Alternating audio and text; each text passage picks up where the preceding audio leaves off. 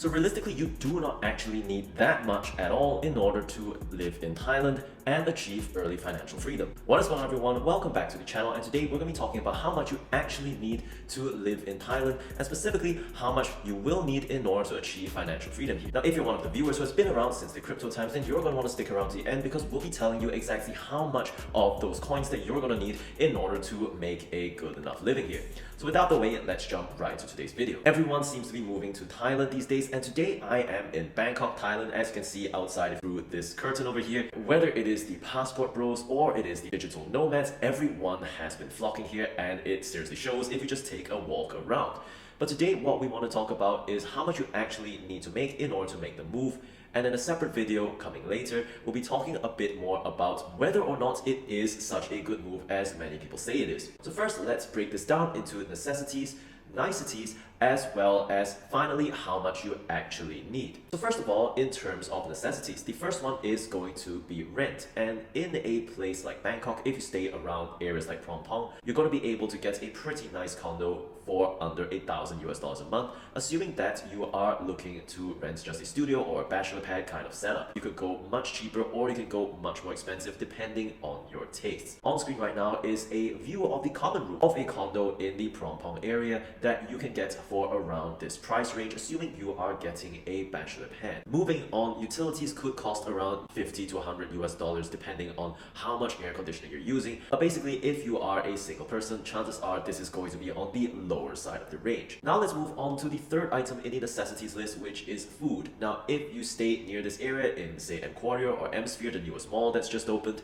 then it's going to be around $15 per day, because that's about 250 to 285 bahts per meal at a mid-range restaurant. Now, you could of course once again scale up, or you could budget down, which is yet another benefit of staying in a place like Thailand. There are really high-end options if you want, but at the same time you have your street food that costs no more than a few dollars. So let's take the midpoint once again, and that is about $7 to $8 a meal translated, or about $15 a day. That will run you up to $450 per month.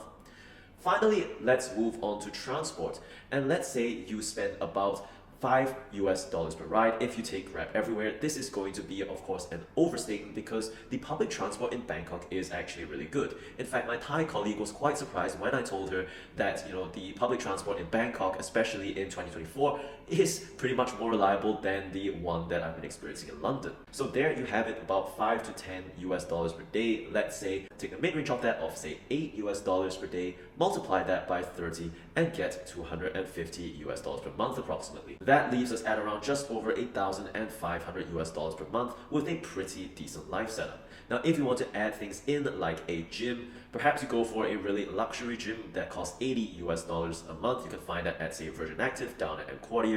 That adds another $80 to your overall budget. And in terms of going out, as well as nights out and so on and so forth, you can expect to spend about half the amount that you would on a night out in somewhere like the UK.